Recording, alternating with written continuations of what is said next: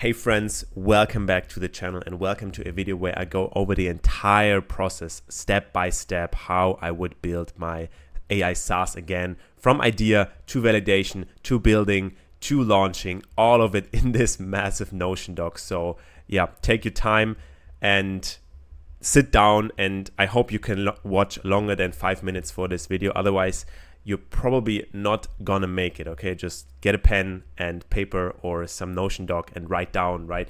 And of course, here I have to pull up my Stripe so the monkey brains under you, they know that this is also real, that I got results and I actually know what I'm talking about. So I'm refreshing here this and clicking next. And yeah, so you see actually, okay, he knows a little bit what he's talking about and got some payments. And here's also, this is from my B2B SaaS. Obviously, payments here are a little bit higher in a different range because this is B2B. So we got this out of the way. I hope you're still with me and can stick to the end of the video because it will be absolutely worth it. I wrote down like a lot of my knowledge that I have never put in any other video. So let's start from the idea. All right, you want to get into AI SaaS and you think, oh, there's all these technologies. Let me just build something very cool with this new API, blah, blah, blah. No. Nobody of your customers will give a shit what you use in the background, okay? They have a problem, okay? You always start with the problem, not the solution. You don't start, I have this great Gemini API, blah, blah, blah. Nobody gives a shit, okay? No brick and mortar business that you're going to sell to, or no consumer will give a shit what you have, but like what your solution is. They only want to have their problem solved, right? So don't start with what you can make, but with how you can solve someone's problem. A beginner mistake, oh, let me turn this off, is, for example, oh, I want to do an app for my friends because I want to see them like more often or something like that. That is a very rookie mistake. This is not someone anyone would probably pay for. You can maybe have it for your friends, but you're here to make money, right? This is actually also from Peter Level's book, an idea that he would never do. I can highly recommend this book, by the way. Now, you want to create a list of all the ideas that come to you, okay? These lists should have 3 columns: idea, then validated idea, and doing now. By the way, in the doing now, you should usually only do one at one time. I also fall into this sometimes that I do multiple at the same time, but I have mainly one that I focus like 80% of my time on. How do you find problems to solve? First of all, look at your own day-to-day life. What bothers you? What could be improved? You might already come up with a lot of ideas. So whenever I talk to people, or even in my own life, there's like a lot of inefficiencies that come up.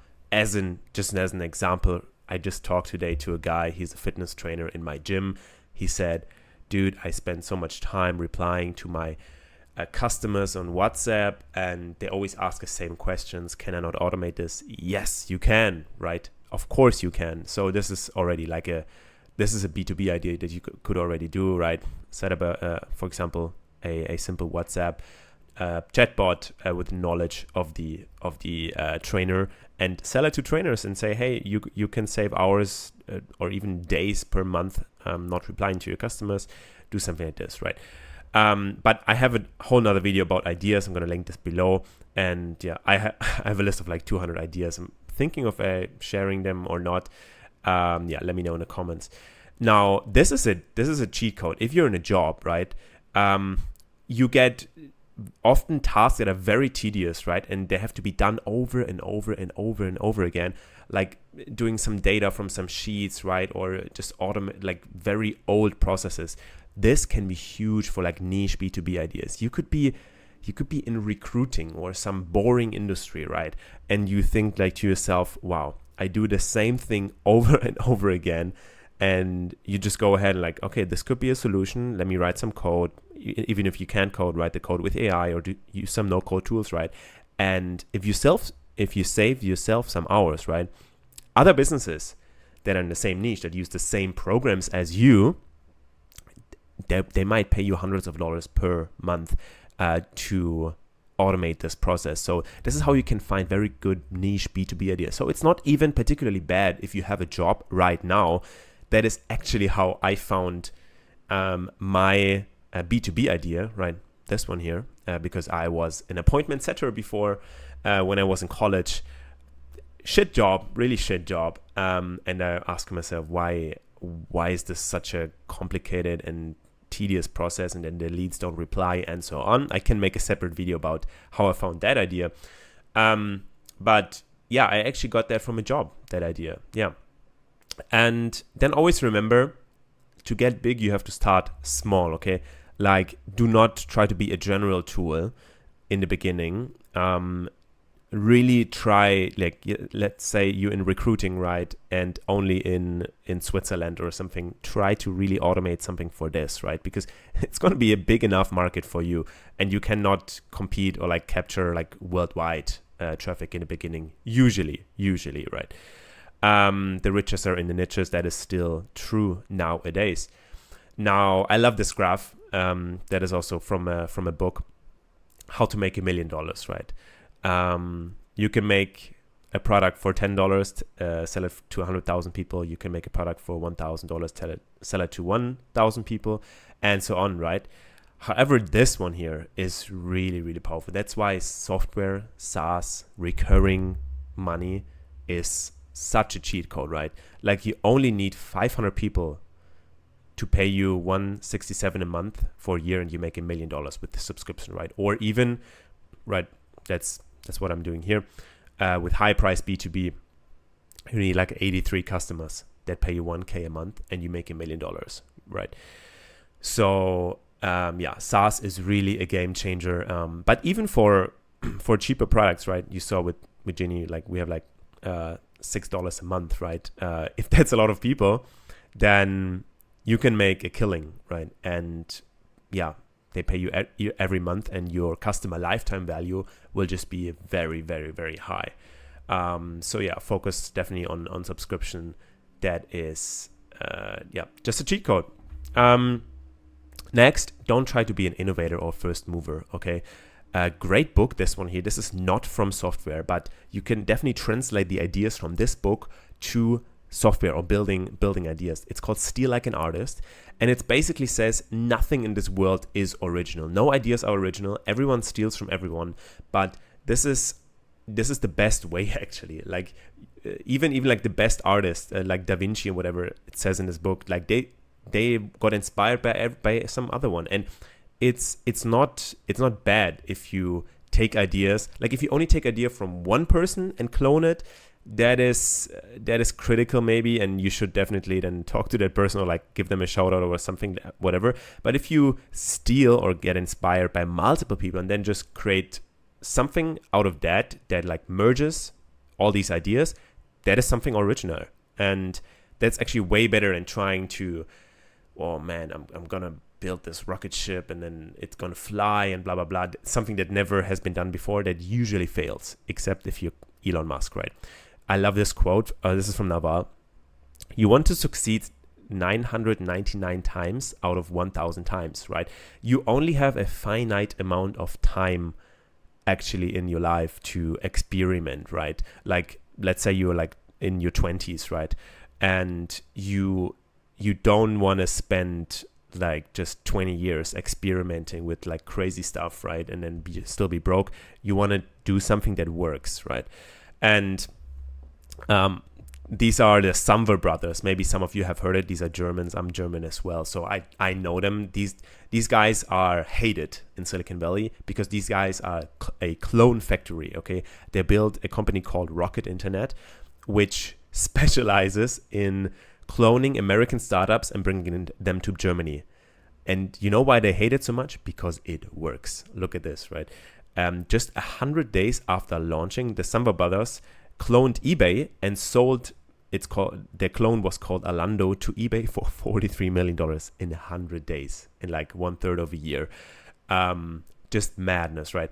This is an example of like bad cloning, right? You clone exactly your competitor and then you're quite being hated. But just as an example, like, you should definitely get inspiration from other companies, because that way you're not like walking in the dark, right?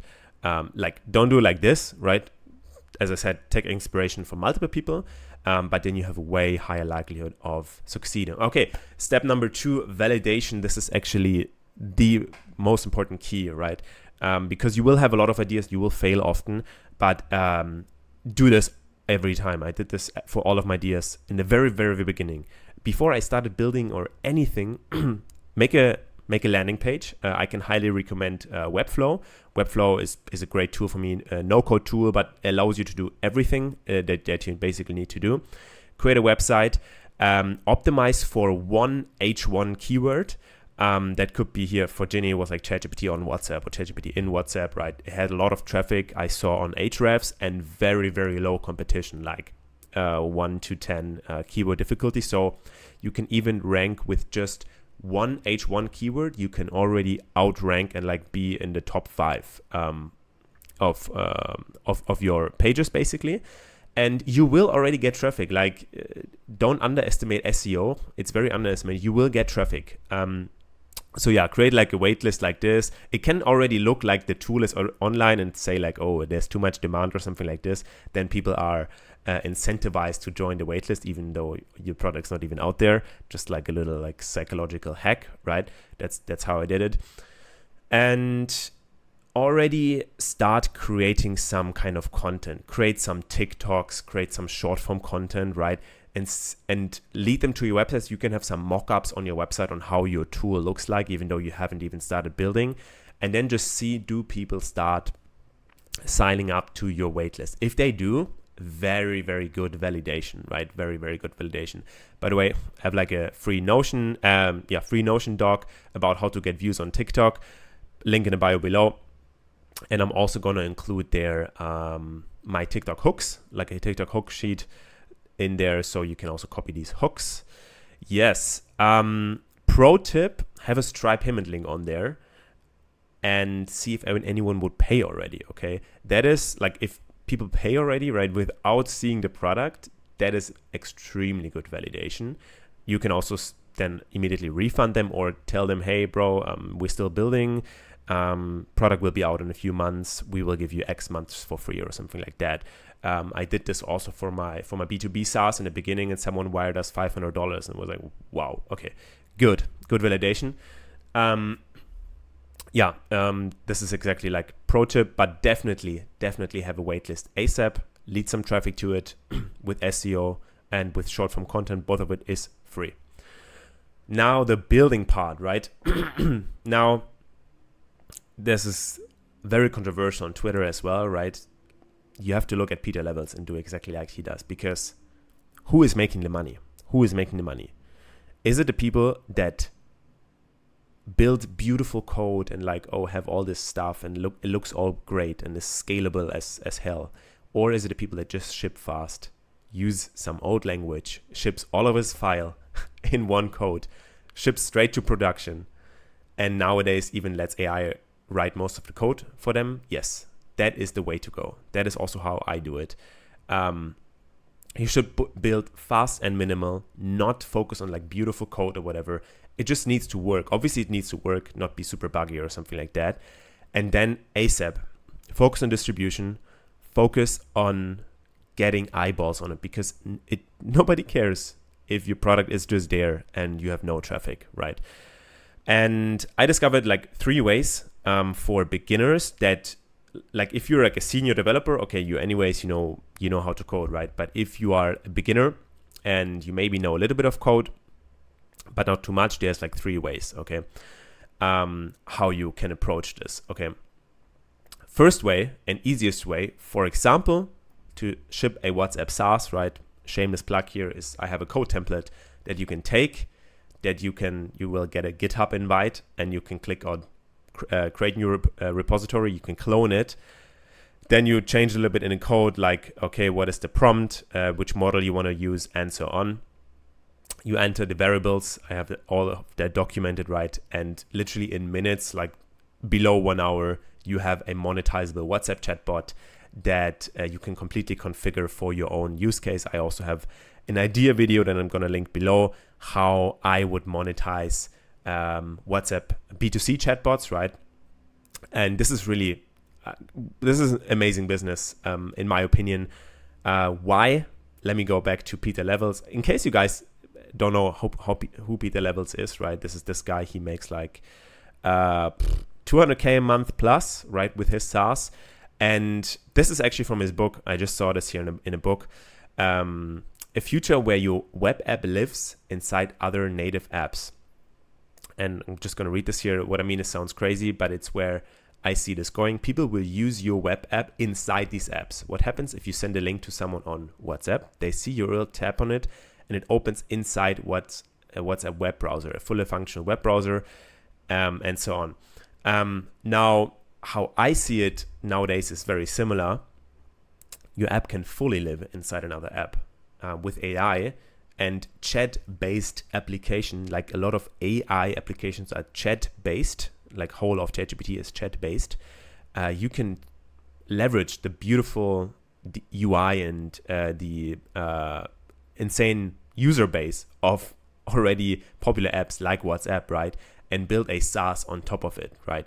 So he wrote this already like a few years ago. Now it comes alive. Basically, you can build a fully functional SaaS inside of another app that already has users and that allows you to tap into their user base. Like for me, one of the easiest SaaS to build. That's why I made this template.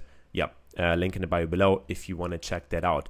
Now, if you want to build something completely different that is not based on WhatsApp, you have the option to go completely no code, right? As I said, landing page, Webflow, beautiful. You can build simple flows, simple automations with stuff like Zapier. They have mostly all of the apps that you can connect and like automate with each other. You can have a type form on there that is basically like a user sign-on flow, and they can even integrate with Stripe as well. And you can take payments. Or you can also explore softwares like Go High Level. That is a software for agencies that basically allows you to white label that software and sell it to other businesses. And they have like a bunch of automations. It's a little bit like everything in once, like a MailChimp, like Zapier, kind of in one software to automate marketing for other businesses. Like if you're into that, this is like a no-code way, and that's is what I'm doing, right? Learn how to code with AI, right? This is, I think, absolutely future. Like you just say in plain English what you want to have, and this is how I'm building also apps on the side right now, software and apps. And this, 100% is going to be the future. It works already amazingly well, I have to say, and the progress of these AI code editors is just amazing. Like just half a year ago, you had to always like manually say, okay, now we do this, now we do this. If you now go into Cursor AI, this is a code editor with AI. It literally has an agent function, and that agent function allows you to give one giant prompt and say, this is what I want to build, and then it thinks, after it's done, it thinks for the next step. Okay, now we have this. The AI agent thinks, what could be the next step, right? Like, oh, maybe Timo wants to do this or this. Just mind-blowing. And yeah, I'm documenting the process on how I do this. And I'm going to leave a wait list. I'm probably going to launch something to help you also get into AI coding, because there's still a lot of things you need to know in order to make it really good. Otherwise, it can be really frustrating. I had like a nearly perfect project, and then I did one prompt and it destroyed the entire project. Like, no, shit. So I'm learning a lot of good stuff in there, and it's just beautiful how you can basically ship apps now. And if you have the ability to ship fast with AI and then distribute with marketing, you're just a beast. Like, you don't need anyone else. You can be a one-man show that can do both. It's great. And yeah, your enemy is perfection. As I said, do not try to build most beautiful code or something. It just needs to work. In the end, it needs to work. No user, no customer will care about your code. And yeah, you just care about making money, right? So make it work, but do not make it perfect.